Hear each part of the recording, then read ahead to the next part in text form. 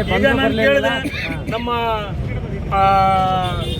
ನಾಯಕರು ಸಮಾಜದ ಪ್ರಭಾವಿ ನಾಯಕರು KN ರಾಜಣ್ಣನವರು ಹೇಳ್ತಾ ಇದ್ರು, CM ಬಡಕ್ಕೆ ಟಾರ್ಗೆಟ್ ಮಾಡಿ CM ಆಪ್ತ ಜಬ್ಬಾರು, CM ಆಪ್ತ ಜಮೀರ್ ಅಹಮದ್, ನಸೀರ್ ಅಹಮದ್ ಅವರಿಗೆಲ್ಲ ಬ್ಯಾಕ್ ಮಾಡಿದರೆ ಮುಂದಿನ ದಿನಗಳಲ್ಲಿ ಈ ಏನು ಹೋರಾಟ ನಡೀತಾ ಇದೆ ಅದಕ್ಕೆ ಅನುಕೂಲ ಆಗ್ಬೋದು ಅಂತ ಒಂದು ಷಡ್ಯಂತ್ರ ನಡೀತಾ ಇದೆ.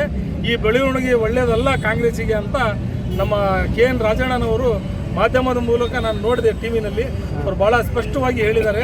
ನಾನು ಕಾಂಗ್ರೆಸ್ ಹೈಕಮಾಂಡ್ನರಿಗಾಗಲಿ KPCCನರಿಗಾಗಲಿ ಹೇಳೋದಷ್ಟೇ, ಇನ್ನು 1-2 ವರ್ಷ ಬಿಟ್ಟರೆ ಸಾರ್ವತ್ರಿಕ ಚುನಾವಣೆಗಳು ಇದ್ದವು. 28ರ ಚುನಾವಣೆ ಮುಸಲ್ಮಾನರು ಓಟು ಬೇಡ ಅಂತ ಹೇಳಿ ಇದು ಮಾಡೋದಕ್ಕೆ ಷಡ್ಯಂತ್ರ ಇದ್ದರೆ ಅವ್ರು ಇದೇ ಥರ ಮುಂದುವರ್ಸ್ಕೊಂಡು ಹೋಗಲಿ, ನಮಗೇನು ಅಭ್ಯಂತರ ಇಲ್ಲ.